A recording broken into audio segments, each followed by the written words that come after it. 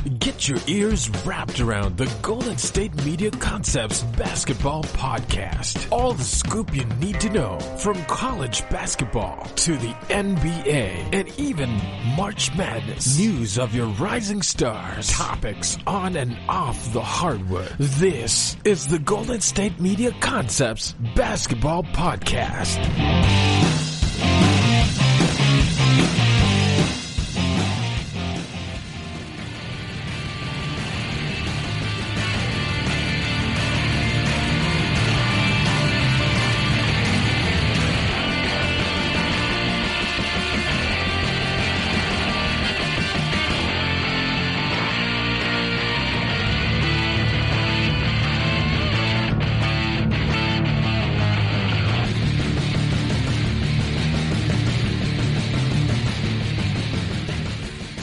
Hello and thank you for tuning in to the GSMC Basketball Podcast brought to you by the GSMC Podcast Network.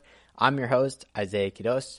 We have a very exciting episode for you that includes the breakdown of Zion Williamson's debut. Then we talk about Kemba finally besting the King in impressive fashion. We then check in with the Clippers, who had been playing really well as of late, but then dropped a game in shocking fashion. We talk about the Rockets finally getting back on the winning end of a game before talking about how the Sixers ended up being on the other side of fortune. And we finish the show with some predictions of the biggest games happening over the weekend. But the biggest headline, of course, is Zion Williamson is finally back. First, some background on this Pelicans team. We've been talking about them over the last few podcasts because they're big news. They've been playing really well as of late.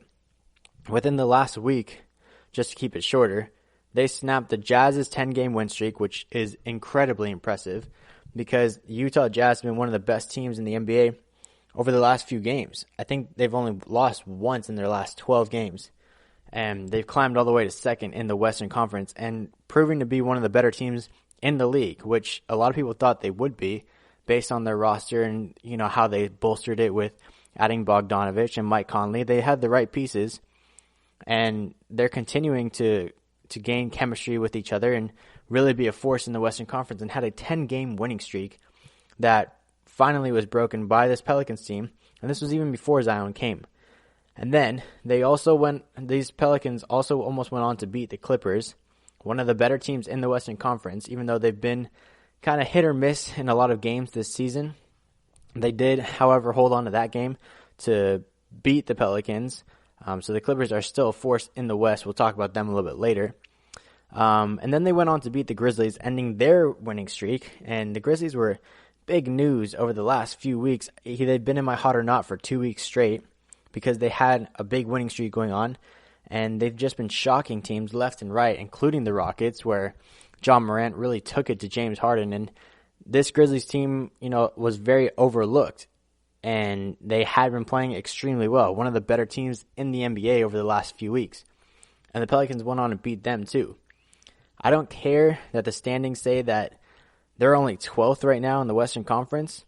The Pelicans are legit, and they're going to be legit and going to be a force in this Western Conference. I mean, a lot of people thought, especially since they had drafted Zion first pick of the draft, that they're going to be dangerous. Even when he went down injured, they still had a lot of good pieces. Other than Zion, they have Brandon Ingram, who's playing his best basketball since coming into the league. Lonzo also, same thing. Both of them just feel more comfortable in New Orleans, and probably because, they're out of the spotlight of LA and, out from under the thumb of LeBron James. So these two are thriving. Then you add JJ Redick, a veteran shooter, and you add other pieces like Derek Favors and, Drew Holiday. So this team's legit, and they've been playing really well. Now add Zion Williamson to that. He's the player that was drafted first in the draft, and they've been anticipating him playing forever. He's been injured for quite some time, had surgery on his knee after having an injury in preseason. They kind of just bubble wrapped him, and they didn't want to risk anything further. And so, he was the next big hype. There was already so much hype around him before he even got into the league, before he even played a minute. And so now that it was finally here, it's what everyone involved with the NBA had their eyes on. And, in the first quarter, it was pretty underwhelming. He only played 4 minutes, only had 1 assist in this game. And then he first got his first points in the second quarter, and it was just a really big rebound. He was around 3 Spurs players, so he's really showing his physicality and his ability to get on the boards. And then he just kind of laid it in from there, so that was his first ever basket. He got another basket where he kind of bobbled it from a pass from Hayes, I believe it was. He kind of bobbled it, almost lost it, but then kind of grabbed it out of the air and just laid it in. And so based on these 2 buckets alone, I kind of got a sense that he was just a little shaky, a little tentative. Anytime someone was passing him the ball or he was dribbling, he kind of was juggling it, bobbled it around a lot. He had 4 turnovers pretty early on in the game, just didn't handle it well. And, it probably has a lot to do with the fact that he had no flow. They were playing him in a burst of minutes like Alvin Gentry had alluded to early on in like press conferences before the game, because they didn't want to rush him into anything. So they were making sure they were very careful with his minutes restrictions, making sure he wasn't giving too much too fast. And because of this, he was tentative, didn't play a lot of consistent minutes. So how can you get a flow during that time? The Pelicans as a whole were struggling, and the Spurs were executing extremely well, like we know that they can do. And so the Pelicans were down 60 to 51 at half. Going into the fourth quarter, Zion only had 5 points, 4 rebounds, and an assist, but with 4 turnovers. So obviously not the type of debut everyone was hoping for. It's kind of like when you're waiting for a big UFC match that you think is going to be a bloodbath, but then all of a sudden he's down in 10 seconds. So it wasn't as exciting. This is how it's been in this game. Zion wasn't exciting at all. And all of a sudden, he starts to go off. He gets a huge rebound over Hurdle, where he had no position and no right to go and grab this rebound. Hurdle's a bigger guy and beat him to the spot, but somehow Zion could just jump over him, reach over him, and snatch a rebound from him, and then took it in transition and got a great assist. So he shows super athletic ability with this rebound, and then he shows his crazy vision and the ability to execute a pass from long distance to a wide open player to get an assist. And then after assisting his teammates, he finally got on the scoreboard after his first 2 buckets, whatever, but this one was a big deal because it was from 3-point land.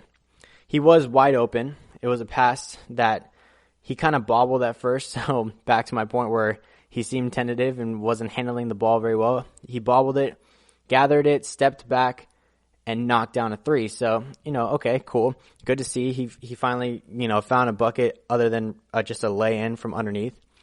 Then on the next possession, he got an alley-oop that he laid in from Lonzo. So, okay. Starting to catch my attention. He had a good handle on this one, no bobble at all. Off a pass from Lonzo Ball. That's kind of what people would expect from these two for at least years to come, because Lonzo's known for his passing ability, and Zion's going to be known for catching lobs and slamming it down with authority. I mean, just in this one, he laid it in, so it was a little more casual, but nevertheless, he finished it. Great gather up top as well, and it was a good finish.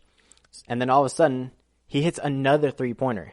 So you kind of get the feeling that something special is happening because, all of a sudden he's got, 8 points at this point?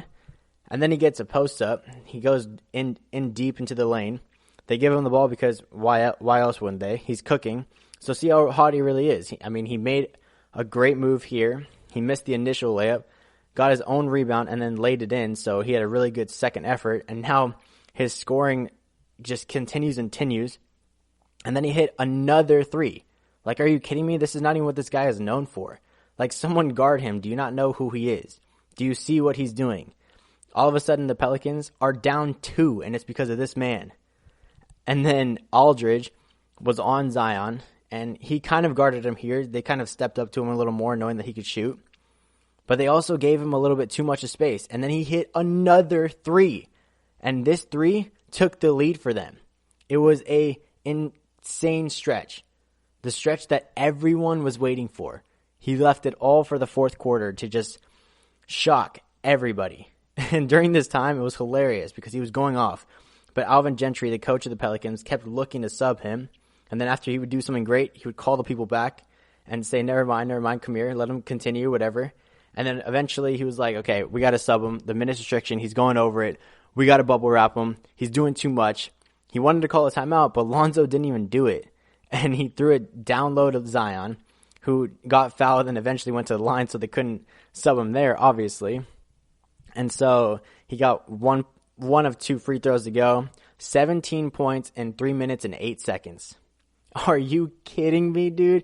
That's insane. I mean, the number 1 pick in the draft didn't excite anybody for the first 3 quarters.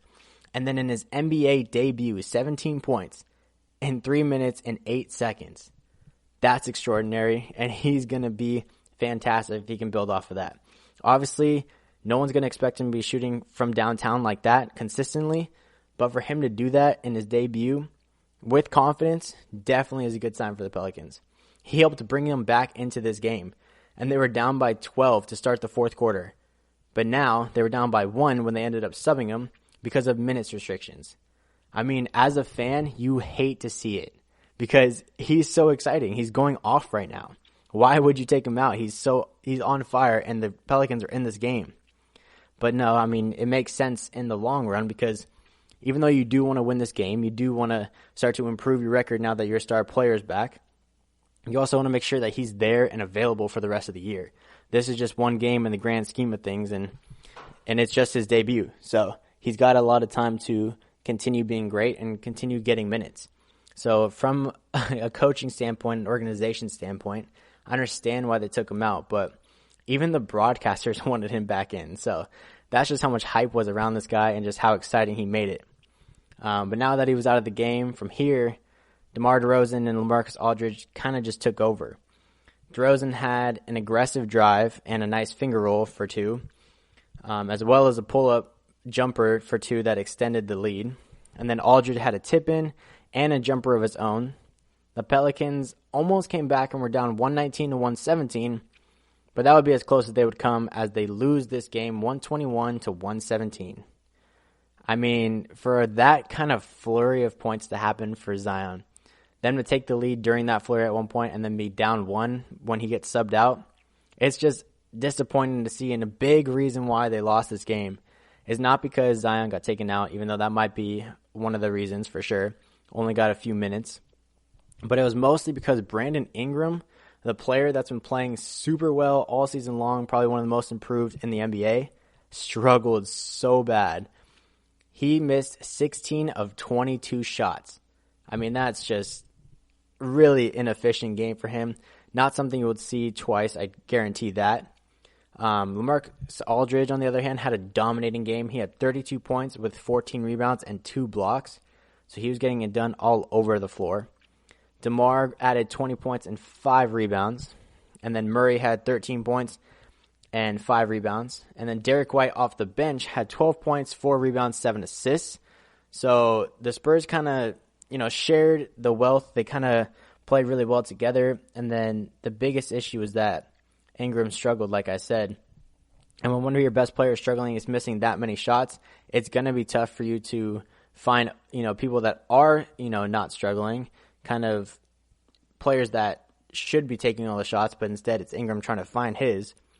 It just messes up your entire offense. But he did manage 22 points, 7 rebounds, and 3 assists, nevertheless. So decent outing for him, but the fact that he was that inefficient, he's going to look at that one and want to come back even stronger.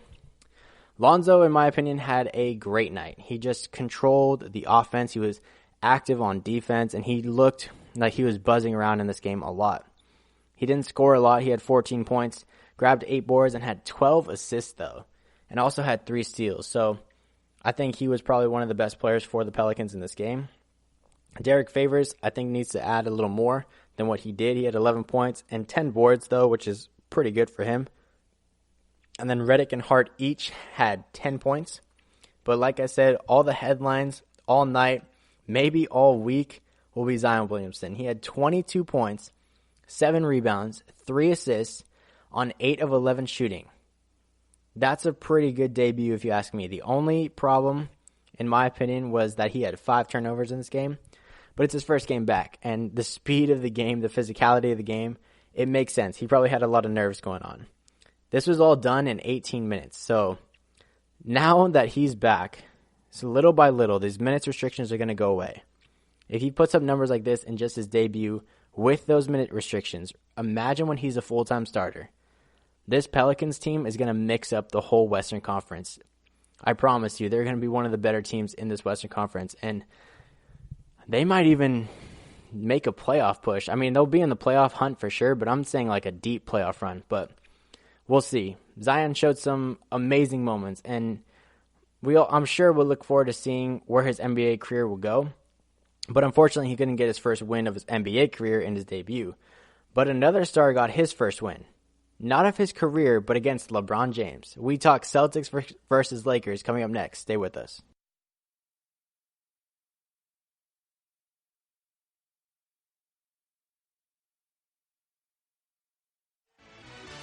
Are you looking for the very best NFL and college football podcast? Then check out the GSMC Football Podcast. Get the latest football news both on and off the field. From the NFL Draft to trades to the rumor mill to the NFL Combines, they got you covered. That's GSMCpodcast.com/football-podcast. Get updates on college rivalries, game day insights, and much, much more. It's football talk the way you want it. This show eats, sleeps, and breathes football. Don't forget to like them on Facebook and follow them on Twitter. Visit GSMCpodcast.com for more info.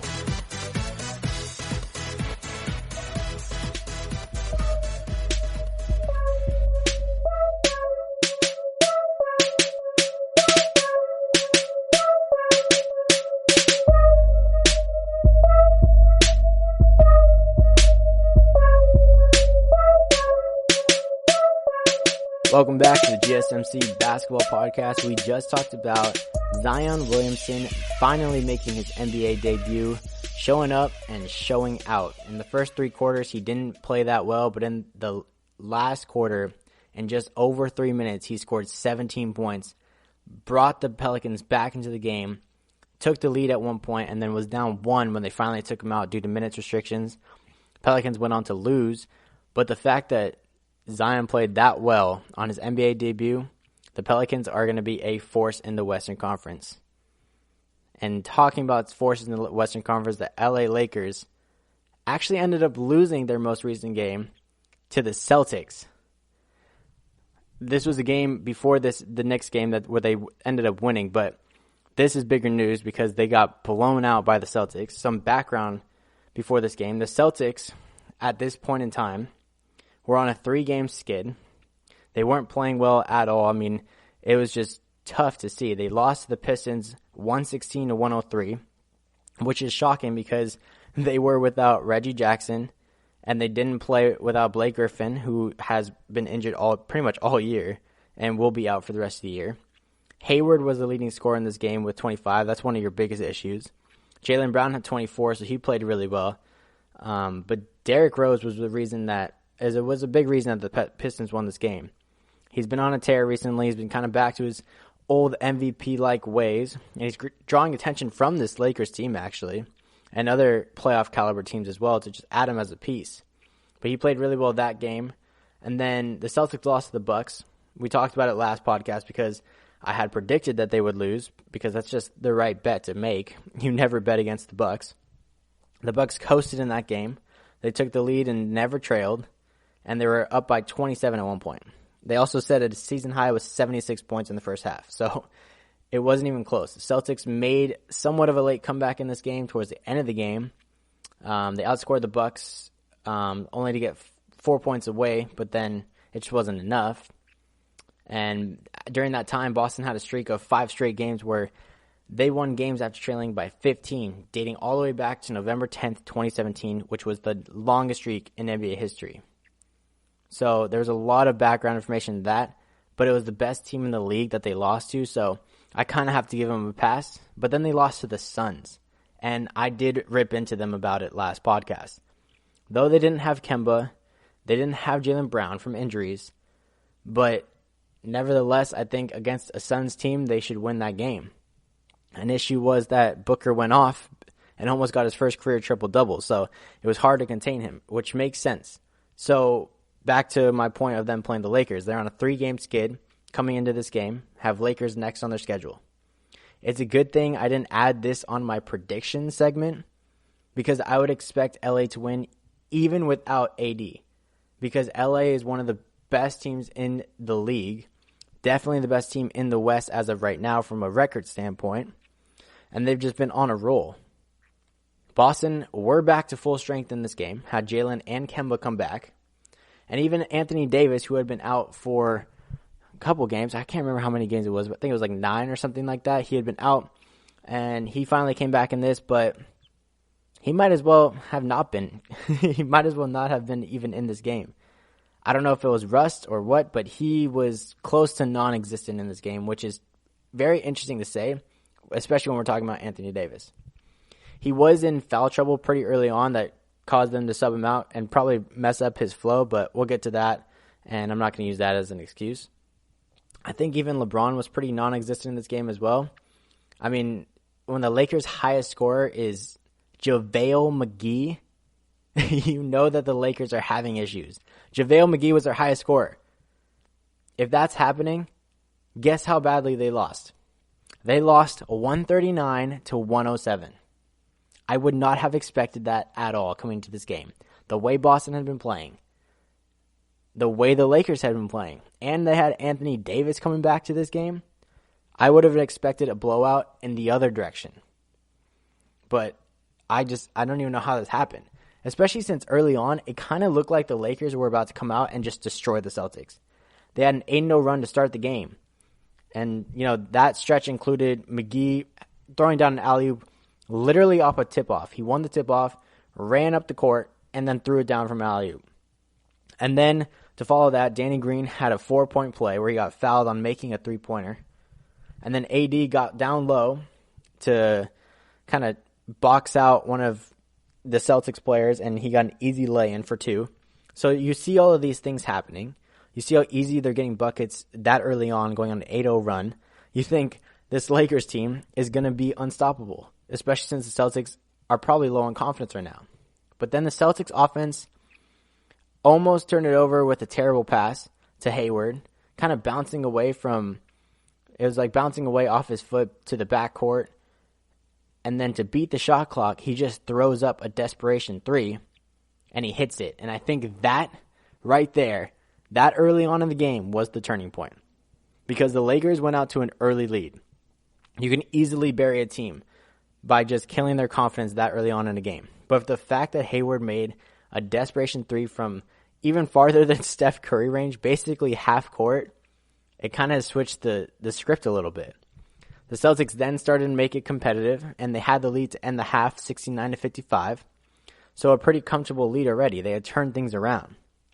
The third quarter was almost identical in terms of how badly the Celtics outscored the Lakers. And they outscored them 35-25 in this one. And they were just on fire from 3, making 13 of their 22 at one point. And at one point in this game, the Celtics led by 34. Against a LeBron-led team. So it's safe to say there was a lot of garbage time in this game. It was shocking to me that they're even able to get this big of a lead against a team that has LeBron on it. It just didn't make sense. But like I said, the Lakers just didn't show up. JaVale McGee's their biggest scorer. 18 points, 5 rebounds with 3 blocks. On an average day, those are great numbers for JaVale McGee. But on a day where, he has to be your leading scorer, that's nowhere near enough. Not even close. LeBron James, very disappointingly, he got a double-double in this game. But when it comes to needing high-volume scoring, LeBron James just hasn't brought it this year. I mean, sometimes he'll go off for over 30, but it hasn't happened often enough, and I think he needs to have more of that takeover mentality, especially since AD was just coming back from injury in this game. And against the Celtics team where, they're wounded animals, so they're going to come out strong. And, they probably underestimated them a little bit. LeBron in this game had 15 points. 15 points, that should be given. That should be easy for LeBron. I mean, he can coast down the lane and get a bucket whenever he wants. 15 points, 7 rebounds, 13 assists. So he did his job as point forward, got 13 assists, and, that's expected. He leads the league in assists. But in terms of a point standpoint, he needs to step it up a little more. Kyle Kuzma as well, I think, very disappointing. he's been having a couple good games other than that Orlando Magic game where he had 4 points. And other than that, he's been kind of stepping up when AD's been out. This game, he only had 13 points and 3 rebounds. So not a big impact for him. Rondo played pretty well for Rondo. 13 points, 2 rebounds, 3 assists.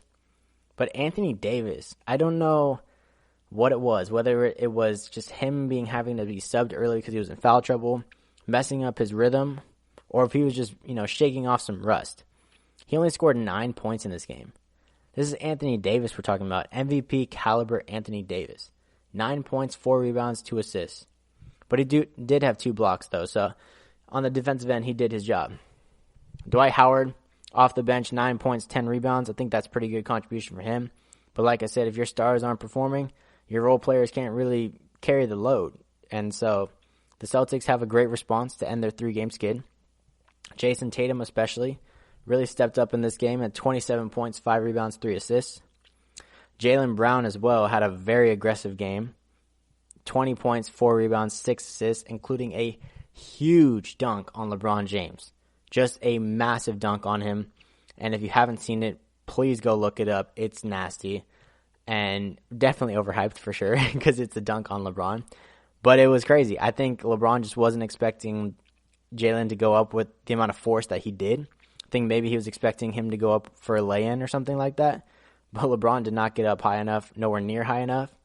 Totally got dunked on. Jaylen ended up getting a technical for taunting, but so worth it to do it on LeBron James. Good on him. Kemba Walker. This was his first time ever beating LeBron in his career. His record against LeBron is 1-28 now. That's insane to me. I think that's one of the longest records in NBA history to be winless against somebody. And he scored 20 points, 4 rebounds, 7 assists in this game. So he did his part in order to get a win finally against the King. I think he joked about it after the game, saying, he's one of the greatest of all time. He's lucky to even be on the floor against him. But yeah, he's had his number for sure. Enes Kanter, some big numbers for him. 18 points, 11 rebounds off the bench. That's the kind of contribution that they would love to see from Kanter on a nightly basis, but not one that they'll expect for sure. Gordon Hayward had 16 points, 6 rebounds, 5 assists to round out some high-profile scoring for the Celtics. And it makes sense because, they absolutely blew out the Lakers in this game. It's nothing to be alarmed about at all for the Lakers, but it is their biggest loss of the season. This could be potentially a finals matchup if both teams are, riding into playoffs with confidence. Obviously, that would mean the Celtics have to beat the Bucks, which is going to be super tough to do. But at the end of the day, these two are two, juggernauts in the Western and the Eastern Conference, respectively. And so to see this game, there is some higher volume to it than just a regular season game. But nevertheless, I don't think the Lakers think too much of it, especially since AD is just coming back. They're not necessarily in the right rhythm yet. And the Lakers righted the ship a game later against the New York Knicks Wednesday night. But, it's just the Knicks, whatever. I mean, it's not a big deal. But either way, they got back on the winning end of things. And Anthony Davis did show numbers that are Anthony Davis-like. So it's a good sign for him and the Lakers. He had 28 points, 5 rebounds, 5 assists against the Knicks. So the Lakers got back on the winning things after getting blown out by the Celtics. That other team in LA, that's pretty good. The Clippers, they had been on a really good run of games where they had a 4-game win streak. But like the Lakers, shocking loss in terms of deficit, the Clippers had a shocking loss of their own in terms of their opponent. Stay with us.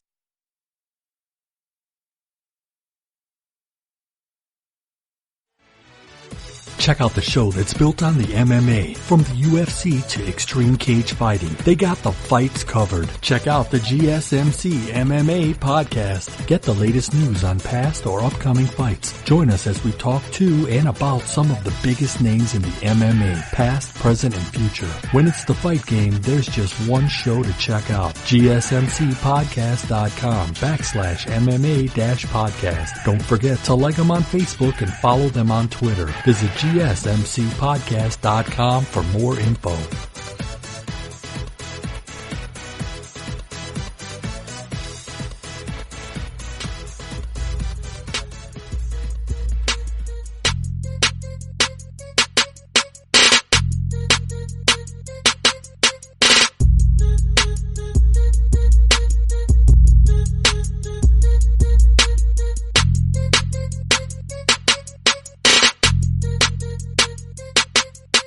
Welcome back to the GSMC Basketball Podcast. We just talked about how Kemba Walker has finally beaten LeBron James. He's 1-28 career against LeBron, and they did it in shocking fashion. They destroyed the Lakers.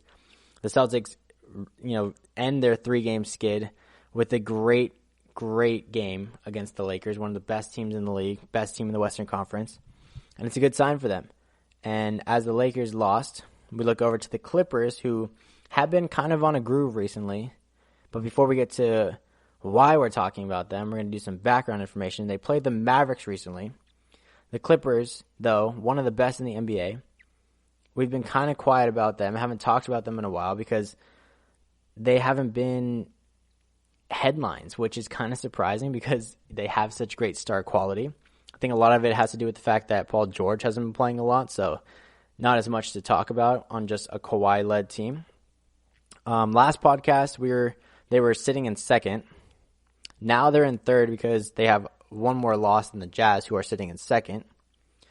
But they have had a really easy schedule, so they have been on a good winning streak as of late, but is it really impressive? Is it really substantial? I mean, their last few games, they played the New York Knicks, beat them. Not a huge eyebrow raiser. The Warriors, same thing.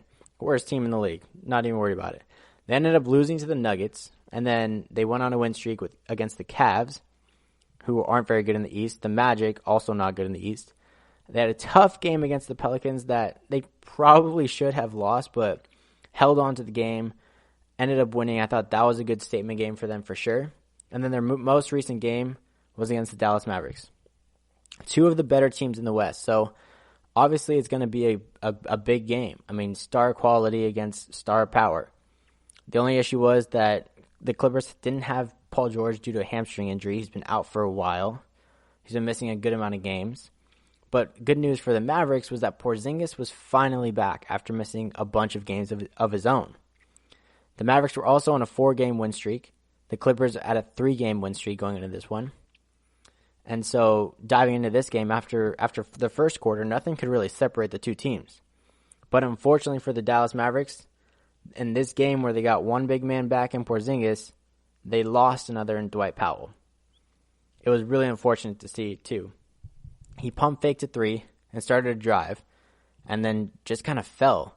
And as he was falling, I noticed he looked back to see if anyone had hit him. Does that sound familiar? Whenever you just feel like you get hit by something and there's no one there, because there was no one else near him, it's not a good sign. It happened to Kevin Durant in the NBA Finals. Dwight Powell ruptured his Achilles, which a lot of people fear will be a season-ending injury, which would probably make sense given this injury. So it's super unfortunate for the Dallas Mavericks. I feel so bad for him because he's finally become a full starter this season, and he's been playing really well. He's only averaging 9.6 points and 5.7 rebounds, but with Dwight Powell, it's not just about the stats. He's just such a tough guy, such a hard worker for this Dallas Mavericks team, and he kind of sets the tone. Even Rick Carlisle said it. He's one of the guys that, is a cornerstone for what they want this organization to be. And so it's really tough to see any player go down with this kind of injury, especially one that, just got a starting role and really complements, Luka Doncic and Porzingis really well. So that definitely hurts the Dallas Mavericks for sure. And then in the second quarter, it was the Clippers who kind of started getting more of a rhythm. They outscored the Mavs 36-25 in this quarter. And even though that's a pretty big lead that they ended up building, the Clippers ended up losing someone themselves in Patrick Beverley to a groin injury that he would not return from. So it's unfortunate for them as well. Losing Patrick Beverley is a big blow for sure. It's a groin injury. It won't be as serious as the ruptured Achilles, of course. But in terms of this game, it's just unfortunate to see two players go down with injury. The Clippers ended up getting their biggest lead in the third at 14, but then the Mavericks kind of started making a comeback out of nowhere. Luka had 24 points total in the second half to start really propelling this team during their comeback. And then with less than 6 minutes to go, the Mavericks are back on top and looking to cap off their comeback with a win. The two kept exchanging the lead, and then Shamet hit a big three to give the Clippers the lead again with 2:30 to go. And then he hit another three less than a minute later to extend their lead to 7. Then it was Kawhi who hit a 3 to give them an 8-point lead. And meanwhile, Luka was doing his best to keep cutting the deficit with buckets down the stretch. But with 7 left and down 3, Luka intentionally missed a free throw. With 7 seconds left and down 3, Luka intentionally missed a free throw to try and get an offensive rebound. But Kawhi came up big, and the Clippers regained the lead and held on to win 110-107. And so the Mavericks' comeback was for nothing. They were close, but no cigar. PG, like I said, had been out for the last 6 games. And during this time, Kawhi has been absolutely carrying the Clippers, like you would expect him to do. He's been averaging 36 points in these last 6 games with PG out. And coincidentally, he scored 36 points in this game. He had 36 points with 11 rebounds and 2 assists with 3 steals and a block. So he was a monster in this game, everywhere he needed to be, leading, the Clippers to a victory that they definitely needed, and a statement win too against one of the better teams in the West, the Dallas Mavericks. Even though they lost Dwight Powell and they had to kind of figure out a new way to play without him in terms of their lineup, I think they moved Porzingis to the 5 and kind of played that way for a while and brought in JJ Barea playing small guard-wise. But they're definitely going to have to figure out a long-term plan for sure. Shamet had a great game for the Clippers. He scored 18 points, had 3 rebounds, and just 1 assist. But the reason why he had such a great game is because he was just clutch down the stretch. All of his points came from three-point land, and he hit some big ones down late in the game. Lou Williams had 16 points, 5 rebounds, 4 assists. And then Harrell had 12 points, 9 rebounds. And then on the other side of the ball, Luka did all he could, and he played really well, per usual. You expect it from him. He had 36 points, 10 rebounds, 9 assists, so almost a triple-double, and he also had 2 blocks. So you can't really fault the guy. He did everything he could, and he didn't really get any help at all. That's their issue. Tim Hardaway Jr. had 13 points. Boban Marjanovic had 12 points, 7 rebounds with 2 blocks. And then Porzingis had 10 points, 9 rebounds. Disappointing return for him. I mean, we look over at Anthony Davis making his return, only having 9 points, and now Porzingis making his return, 10 points. So obviously it's something to do with, a long leave of absence. It's a little bit of rust to get back into the speed of things. And then Porzingis had this to say after the game. He said, quote, "If I played a little bit better, we would have won the game. This loss is on me, and that's how I feel. I know it's my first game back, but I have high expectations for myself, and I'm disappointed I wasn't able to shoot the ball better." End quote. I think it's tough to put it on just himself. I mean, a lot of, things could have been the result of why they lost this game, but to put it on himself just means that, he's putting more pressure on himself to get better, and he will. He will get better. He's going to shoot the ball better. He won't shoot that badly in the future for sure.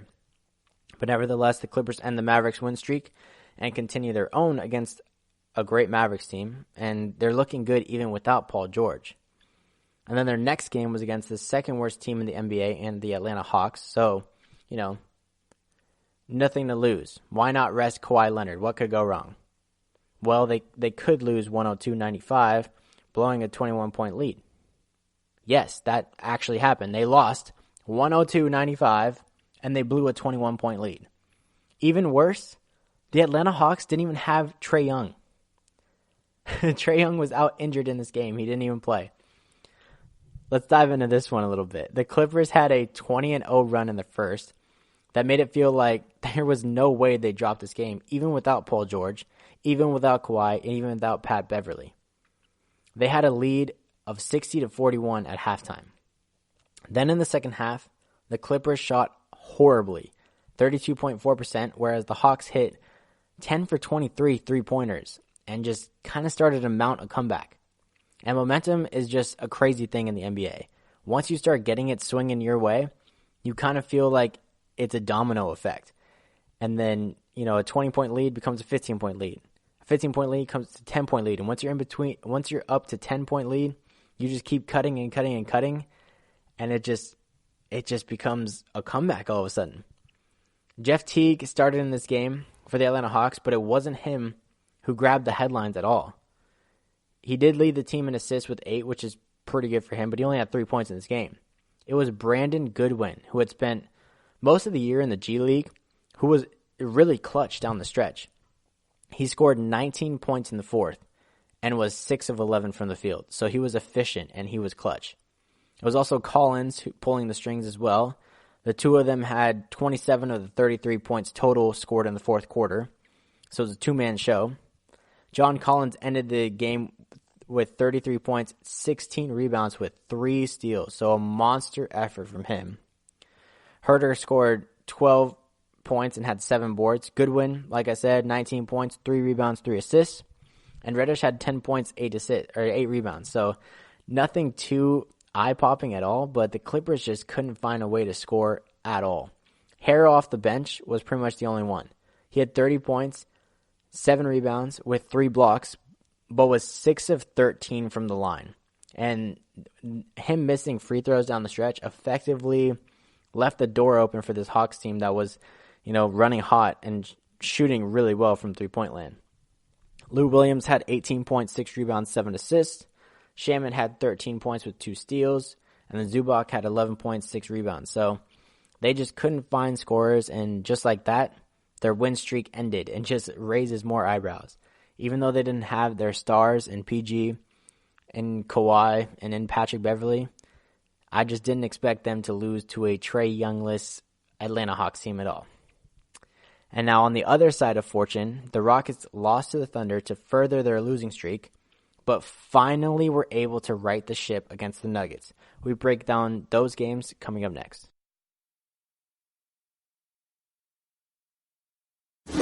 Check out the show built around the women of MMA. From the UFC to the extreme cage fighting, we got the fights covered. Listen. It's the Golden State Media Concepts Women's MMA Podcast. The latest news of upcoming fights, discussions of previous matches. Join us as we talk to and about the biggest names in women's mixed martial arts, past, present, and future.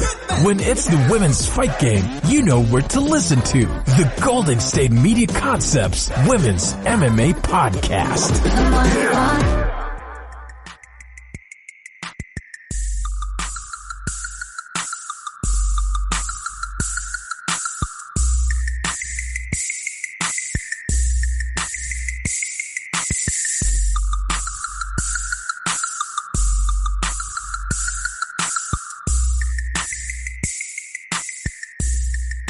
Welcome back to the GSMC Basketball Podcast, brought to you by the GSMC Podcast Network. I'm your host, Isiah. We just talked about how the Clippers have been playing some good basketball. Had a good stretch where they were on a good winning streak. Had just beat a Dallas Mavericks team that, that's been really good in the Western Conference this year. But then they lost to the Atlanta Hawks. Not only that, they blew a 21-point lead, and the Atlanta Hawks didn't even have Trae Young. So a rough go for the Clippers. They did not have PG. They did not have Kawhi or Patrick Beverley in that game. But nevertheless, if you lose a game to the Atlanta Hawks like that in that fashion, it's going to raise eyebrows for sure. And it does for me, definitely. But on the other side of fortune, the Rockets, even though they lost to the Thunder, which we'll break down right now, they did end up getting back on the winning things that we'll talk about in a little bit. But life as a Rockets fan as of late has just been rough. I mean, it's been tough to see them play. They lost to the Thunder in CP3's revenge game a couple games ago. They did beat the Timberwolves, but, I mean, it's something you expect. I mean, most teams will beat the Timberwolves in this league. Then they lost to the Grizzlies, who were a team on a hot streak and a team playing with confidence, especially behind Ja Morant. We mentioned it earlier. He really took it to James Harden and the Rockets in that game. They lost to the Blazers, who, haven't been good this year at all, but just had a great game. That go around, Melo's kind of revenge game. Then they lost to the Lakers, which makes sense because the Lakers are one of the best teams in the West, even though they didn't have Anthony Davis. Kyle Kuzma went off and shut down Russell Westbrook. And now they're faced up against the Thunder again during a 3-game skid and just lacking confidence. Diving into this game, Houston battled early on, but they were down 10 at one point. But then all of a sudden, they outplayed the Thunder in the first half to lead by 7 at the break. Chris Paul kind of kept them in this game. He was up for it because obviously this is, his former team. He's going to be wanting to win this game for sure. Had 27 points in the first half. Very impressive for him. The Rockets then extended their lead in the third quarter, outscoring the Thunder 23-14 and pushing the lead to 16. But you remember what I've been saying about the Thunder in multiple podcasts this year? They love coming back from large deficits. I don't know what it is about the Thunder, but when they see that they're down by about a lot of points, it doesn't mean anything. It doesn't mean anything until that final buzzer goes, because they're one of the best teams at coming back from large deficits. So here they come. Houston had a 15-point lead, and then the Thunder scored 13 straight unanswered to cut the deficit to 2 with 4.5 left. So if they're making this comeback, like I said, momentum's a crazy thing. You kind of just get a sense that the Rockets are going to crumble, especially since they've been on a losing streak and they're lacking confidence. During the stretch, Gallinari really inspired the comeback. He had 9 points within that stretch and had another big 3 to tie it 101-101. So all of a sudden, this big lead that the Rockets had is gone, and Westbrook ended that cold streak that they had, that 4-minute stretch where they just couldn't score, and he ended up scoring a layup to extend their lead, but it was OKC on the other side of things with a 6-0 run that, then extended their own lead to 108-105 with just a minute left. Harden made a layup, but then Schroeder came back, responded with the jump shot to extend the lead 110-107. And then on the ensuing possession, Westbrook, not sure why he was the one with the ball in his hands, he missed a 3, and their chances to come back were essentially gone. To carry out the game and kind of end it, Gilgeous-Alexander headed to the line. Thunder beat the Rockets again, 112-107. Tough for the Rockets to swallow. Chris Paul played really well. He didn't do much in the second half. Like I said, he had 27 in the first half, but he ended up with 28 points, 8 rebounds, 3 assists, 2 steals. He wasn't on the floor during crunch time. I think he commented about this as well. Someone in the stands was saying, that they wanted Chris Paul in the game or whatever, and he kind of turned around and was like, they're doing fine without me, don't worry about it. And he was right, because Gallinari was another big influence in this game. He had 25 points and 13 rebounds. He kind of led them to this comeback late in the game. Schroeder as well. Your backup point guard being Schroeder, I've always said it, it's a big luxury to have him. 23 points, 5 rebounds, 4 assists. And so, when they have Chris Paul sitting on the bench, but they have Schroeder in the game, can't really complain about that. And then Gilgeous-Alexander had 13 points, 10 rebounds with 3 steals, so not the biggest outpouring of points for him, but he impacted the games in other ways as well by grabbing boards and getting steals. And then for the Rockets on the other side of things, Russell Westbrook had a great game. He had 32 points, 11 rebounds, 12 assists. And with that triple-double, he joined LeBron as the only players to have a triple-double against all 30 current teams. It was also his 8th of the season, his 146th career triple-double, and his 42nd one with 30 points. So I feel like if Russell Westbrook had switched teams a long time ago, he probably would have joined LeBron a while ago on this record of, triple-doubles against different teams, because he's just a machine, the way he gets triple-doubles. No one's done it like he does it since Oscar Robertson, I think. House Jr. was the next highest scorer with only 13 points, 6 rebounds. Capella had 12 points, 7 rebounds. And then you think, where's James Harden? It was not his best night. He had 29 points, 9 rebounds, 6 assists. Wait, you look at that, you hear that, 29 points, 9 rebounds, 6 assists, and you think, I'm crazy, what am I talking about? Those are great numbers, which they are. Those are pretty good numbers, but with some context, they're not. Not even a little bit. He shot 9 of 29 from the field. That's terrible. Terrible shooting. But that's not even what's the worst part. The worst part is he shot 1 for 17 from three-point land. That's 5.9% from the three-point land. James Harden, one of the hottest shooters, one of the best scorers in NBA history, shot 1 for 17. I think if you start missing that many three-pointers, you should probably stop, because it's only hurting your team at that point. I get searching for your shot, trying to find it. But at 1 for 17, I would have stopped after 1 for 8. But in true fashion, the way James Harden's built, after the game, he had 25 minutes to himself, kind of just working on his jump shot. He didn't go straight to shower. He didn't go straight to the media. He worked on his game right after the game had ended. He said he had this to say, quote, "Just trying to get back to the basics. I think when you're struggling, you just try and get back to the fundamentals and the basics of your shot and form shooting and things like that. Staying with your shot and just all repetition," end quote. Which makes sense because, when you're struggling as much as you did, the easiest thing you can do is go back to the easier things. He's a fantastic player. He does miraculous things, but at the end of the day, it's about fundamentals. It's how Tim Duncan had such a great career. He was Mr. Fundamental. And so with confidence at an all-time low going into a game against the Nuggets, who, are third, or they're in the top of the West right now, but the Rockets at this point, were catching them at a great time. The Nuggets, coming into this game, had 5 players missing, including 3 starters. Michael Porter Jr. was not going to be in this game with back tightness. He's had a few good career nights recently, playing really well ever since he's been back from injury full-time. Plumlee, he's a great addition off the bench, just brings a lot of aggressiveness. He was out with a right foot injury. Millsap, who's typically a starter, he has a left knee. I think it's 8th consecutive game that he's missed.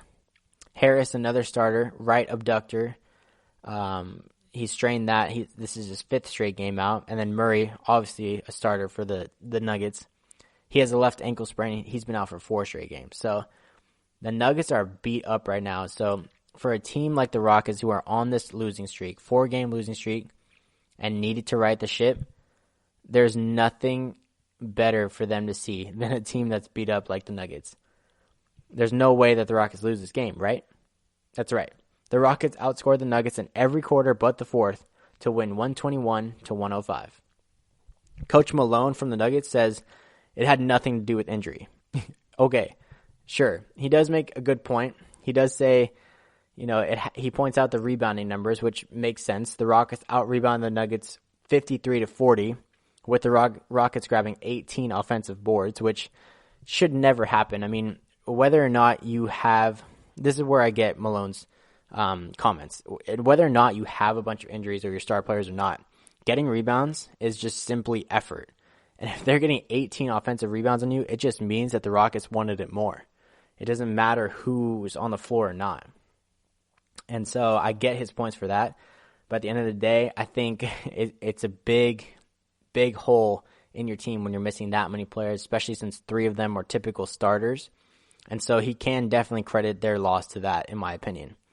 Not to mention that the fact that the Rockets' top 3 scorers, when they perform together, they're super dangerous. And when I talk about top 3 scorers, I mean James Harden, Eric Gordon, and Russell Westbrook. And, but first for the Nuggets, I'm going to talk about them first. They're missing a bunch of key players, like I said. Jokic was their highest scorer with only 19 points. He did have 12 rebounds and 10 assists for a triple-double, but he had 6 turnovers. So in a game where he pretty much had to do it all for himself, it's tough. He's going to have the ball in his hands a lot. It's probably why he had that many turnovers. He said after the game he's got to limit that. It doesn't help his team at all. Jeremy Grant, he had 17 points, 7 rebounds with 3 steals and 2 blocks. So that's a great performance for him. But when you don't have your stars to carry the load, numbers like that can get overlooked because, it's a loss. Dozier had 15 off the bench. Torrey Craig had 14 points, 7 rebounds, 2 steals, and 2 blocks. Another great performance from one of your role players, but can't expect him to carry the load. And so back to that big 3 I talked about, they would have torched this team either way, I think, with the Nuggets having their starters. Westbrook almost got back-to-back triple-doubles in this game. He had 28 points, 16 rebounds, and 8 assists with 4 steals. So big time. And now he's on the 5th. He's now 15th on the all-time list of assists. So he had a big game, historic night, and just barely missed another triple-double. James Harden, he came back strong. 27 points, 5 rebounds, 5 assists with 2 steals. He only shot 2 for 6 from 3, but he kind of chilled out with, just as many as he threw up last game. Like I said, if you're shooting that badly, just stop. So 6 compared to 17 last game that he attempted. It's good for him to, just chill out a little bit. And then going back to his quote, he said, sometimes you just got to get back to the basics. And that's exactly what he did. He took himself to the free throw line. He was 13 of 15 from the free throw line. So take away the free throws, he would have only had, what was that, quick math, 12 points. So, no, 14 points, sorry. But yeah, either way, he did what he needed to do to get back into a rhythm, and I'm sure he'll take this moving forward. And then Eric Gordon, one of his better games of the year, at 25 points, he was 6 of 8 from three-pointer. So if he can perform like that, alongside James Harden and Russell Westbrook, like that night basis, it's going to be tough for anyone to beat this Rockets team. And then not even to mention the fact that Capella had 14 points, 11 boards with 5 blocks. So in every facet of the game, they were just performing. And it's great to see the Rockets get out of their slump. If they get that consistently, then the Rockets have no problem at all. But that's kind of the problem because they don't do it consistently enough. So it's interesting to see where, this Rockets team is going to find that consistency. Now in the West, we saw the Rockets overcome this losing streak to get back on the winning side. But in the East, we see the exact opposite. We check in with the Sixers and their last couple of games right after this.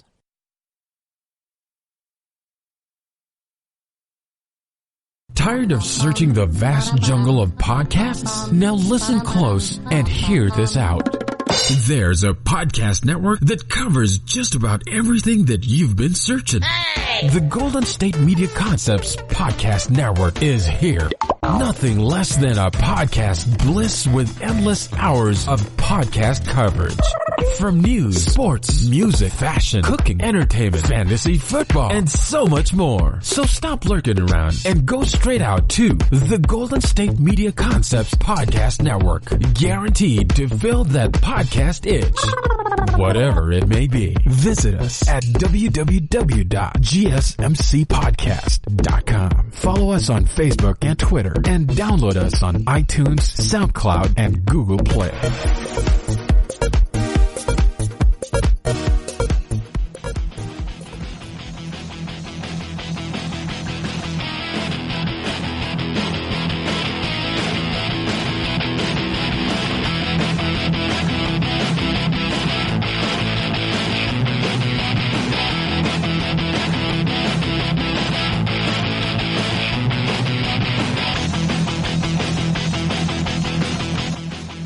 Welcome back to the GSMC Basketball Podcast. We just talked about how Houston Rockets had been struggling as of late. Went on a 4-game skid before finally seeing a Nuggets team that had been beat up.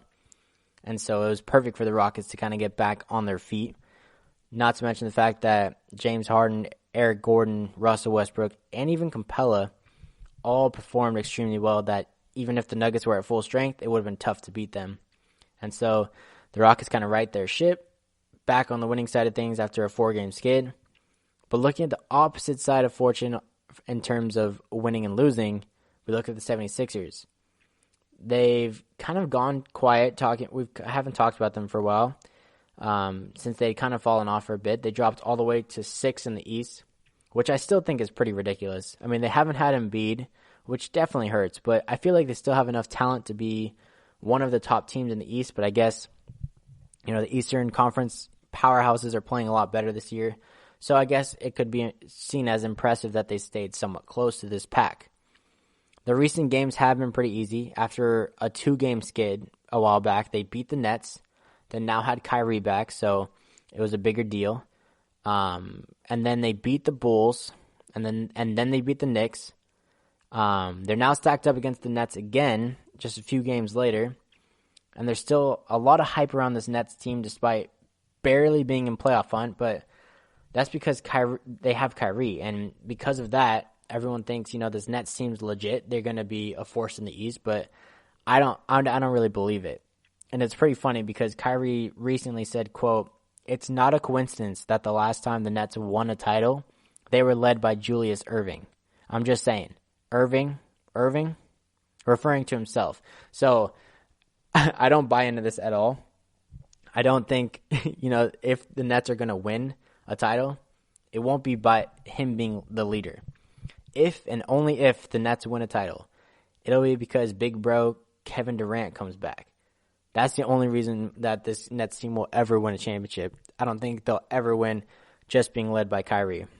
But anyways, he ended up not even playing in this game, so, due to feeling sore, and the Nets kind of want to be extremely cautious with him, which makes sense because, he missed a lot of time already with that shoulder injury, so don't want to aggravate anything, don't want to push his timeline back even further, want to be safe and want to have him for the long haul. So he was pretty much irrelevant in this game. The Nets were controlling the game and had the lead at halftime and had most of the lead during the third as well. The Nets had a 91-82 lead with 1:41 left in the third. But then the Sixers started to rally and they scored 8 unanswered. Then to start the fourth, they got a quick bucket and finally took the lead 92-91 at the end of their 15-0 run. They were up 97-91, and they were in the driver's seat. So the Nets were playing really well even without Kyrie. Had a pretty good lead. Were controlling the game for most of it, and then they just crumbled. It sounds very familiar to one of their most recent games as well. The Sixers extended their lead to 105-96, looking to close out the game, when all of a sudden momentum switched again, and the Sixers could not buy a bucket for nearly 5 minutes, while the Nets scored 8 of their own. And with the clock winding down, Horford finally ended the drought with the 3 to kind of maintain the lead 108-104, which was super pivotal, because if he doesn't hit that 3 and end the drought, the Nets are only down by 1 point, and they're on the offensive, looking to cap this comeback off. So very important 3-pointer from Horford there. And then with 23 seconds remaining, Korkmaz hit a 3 to put them up by 5. So the Sixers held on to win 117-111. Very impressive win for them, even without the Nets having Kyrie Irving. It's the Nets' 11th loss in 13 games, so they've had it rough as of late. And it's really tough to see for them, especially because they shot the ball really well. They shot 64.7% from the field. The biggest problem, though, was that they turned over the ball a lot. They had 22 turnovers. And so by doing this, by having turned over the ball that much, that just gives more shot attempts to a great 76ers team. I mean, to put it into context, Ben Simmons won Eastern Conference Player of the Week last week. He averaged 21.3 points per game, 9.5 rebounds, and 7.3 assists per game.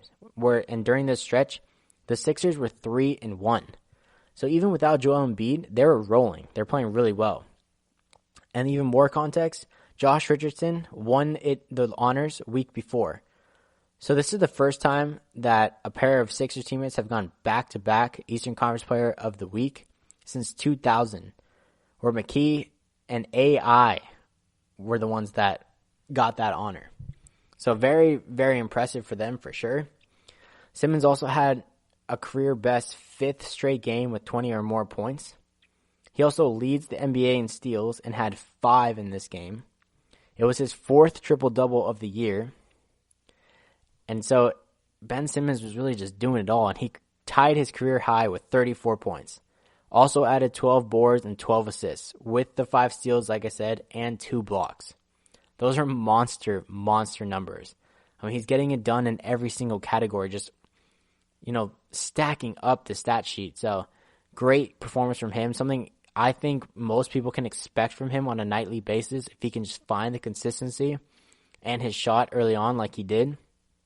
And Ben Simmons is one of the best players in the league if he can put up numbers like this consistently. Al Horford, he plays it really well when Joel Embiid's not on the floor. I don't know what it is. Those two just butt heads in terms of the way that they play. But he had 19.6 rebounds in this game with 2 blocks. Richardson and Harris each had 15 points. On the other side of the ball, Dinwiddie led the way for the Nets. He had 22 points, 5 rebounds, 7 assists. Karis LeVert finally starting to get back in the swing of things. He had 16 points off the bench, had 6 rebounds and 6 assists. So I think he's getting close to being back into his starting role, but I think he's just not there yet. Claxton, the backup in DeAndre Jordan, had to play in this game. and he put up pretty decent numbers for that. 15 points, 4 rebounds. Jared Allen, who they just got back from injury, 13 points, 13 rebounds. And then Taurean Prince, 12 points, 12 rebounds. So pretty good contributions throughout the squad. Probably would have helped to have Kyrie Irving in this game. But either way, the Sixers extend their win streak, putting up their 4-game win streak now against another Eastern powerhouse with a 4-game win streak, the Toronto Raptors. And it's going to be an even tougher competition for the Sixers. The Raptors are now third in the Eastern Conference, half a game out of second place. They had somewhat an easy schedule recently. Since their last loss against the Spurs, they beat the Thunder, which is very impressive because, like we said, that Thunder team is just, I don't know what it is about them. They've been very good this year. Then they beat the Wizards, not as impressive. It's pretty much just Bradley Beal. The T-Wolves, not impressive. Hawks, not impressive either. And all of this leading up to the Sixers. So they have a lot of confidence going into this game. And now even though the Sixers had been rolling, they still were without Embiid. And in this game, disaster struck only 4 minutes into the game when Josh Richardson strained his left hamstring and didn't return in this game. Their offense, and quite honestly their defense, really couldn't handle such a hole in their team. I mean, Josh Richardson is such a force on both ends of the floor, and so is Joel Embiid. So filling that void for 2 players rather than just Embiid is that much tougher. And so Coach Brett Brown said, quote, "We thought our best opportunity to win on the road without Joe and Jay Rich was to hunt for some threes and spread the thing around and play fast and share the ball at the start of the game. In the first period, we did that well," end quote. And that they did. They did that really well early on in the game. They outscored Toronto 35-26 in the first quarter, going 7 for 14 from 3. But the problem was that they weren't accurate enough the rest of the way. They went 11 for 32 overall from three-point land, so only had 4 more three-pointers in the next 3 quarters. The Raptors outscored them 24-15 in the second, and it would be really similar down the stretch all the way to the end of the game. The Sixers got close, 93-30 with less than 4.5 to go in the fourth, but the Raptors used a 10-0 run to ice the game and win 107-95. So it was a tough blow for the Sixers, who, snapped their win streak or whatever. But I mean, history was up against the Sixers in this game. They haven't won a regular season game up north against the Raptors since November 10th, 2012.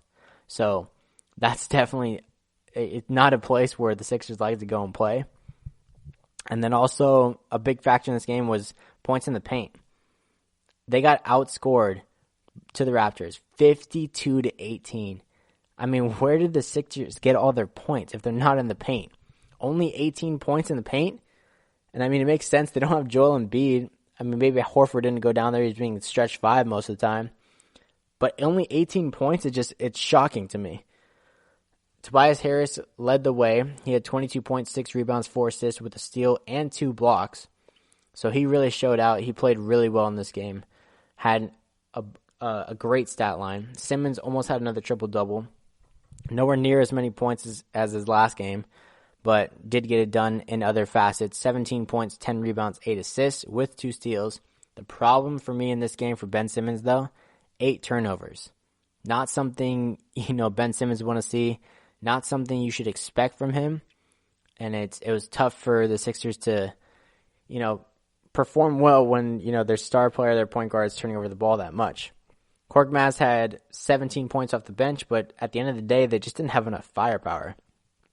Van Vliet for the Raptors, had 22 points, 5 rebounds, 8 assists. Great game for him. Siakam finally getting back into his, MVP caliber-esque play. 18 points, 15 rebounds, 3 assists. Powell coming off the bench, 18 points, 8 rebounds. He's a force. I can't believe he's not a starter right now. But nevertheless, Gasol had 17 points, 5 rebounds, 3 assists. Kyle Lowry had 16 points, 3 rebounds, 4 assists. And then Ibaka off the bench, 16 points, 7 rebounds, 2 assists, and 2 steals. So the Raptors as a whole just had more contributions. So they're the ones that end up extending their win streak to 5, whereas the Sixers lose their winning streak, and it ends at 4.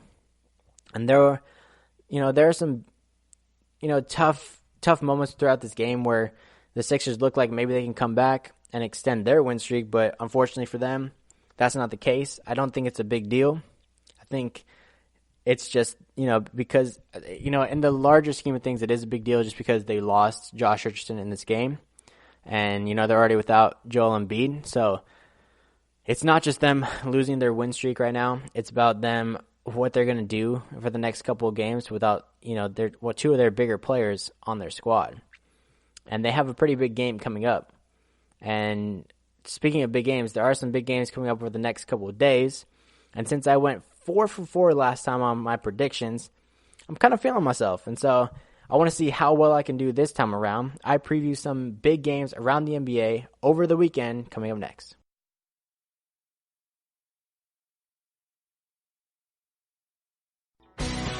Are you looking to get your college football fix? Looking to get the latest news on your favorite school's team? The GSMC College Football Podcast is your ticket to all things college football. Join us as we talk college football from the national championship, the college rivalries, the bowl game, to the Heisman Trophy. To which conference is the best? We've got you covered for the Big Ten, SEC, Big 12, the Pac-12, ACC, and everything in between. Download the GSMC College Football Podcast on iTunes, Stitcher, SoundCloud, Google Play, or anywhere you find podcasts. Just type GSMC in the search bar.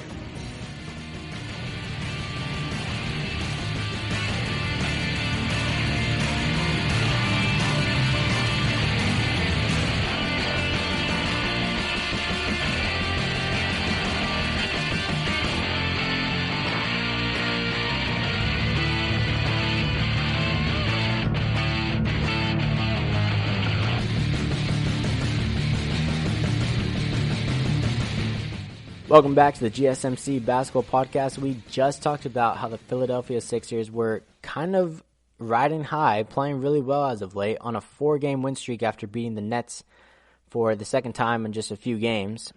And then they ended up losing Josh Richardson pretty early on against the Toronto Raptors, and they just could not recover, could not fill the void without him, without Joel Embiid. They ended up losing to the Raptors, and the Raptors extend their win streak to 5.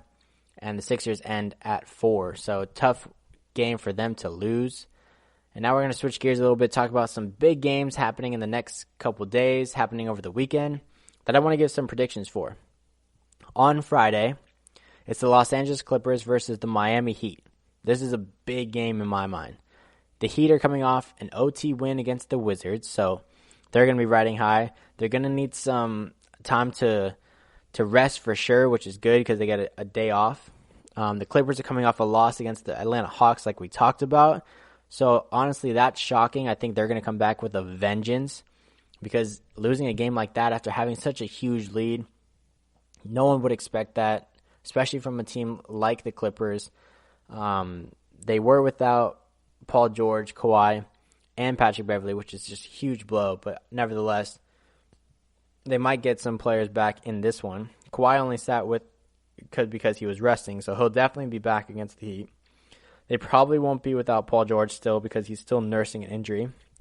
Patrick Beverley is more likely because he's day-to-day, but I wouldn't count on it either because he's still pretty injured as well.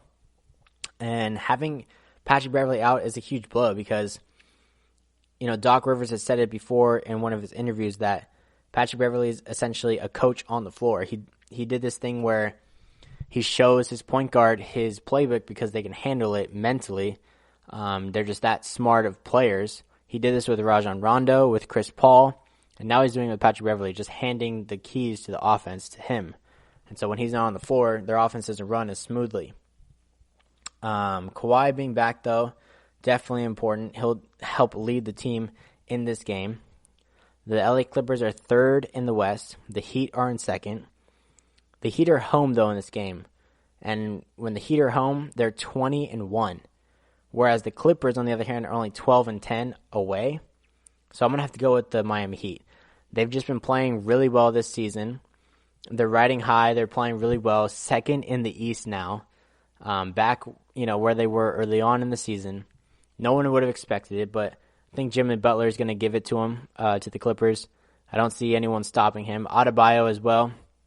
He's going to be a monster down low. Kendrick Nunn, he's playing really well as a rookie. Hero as well.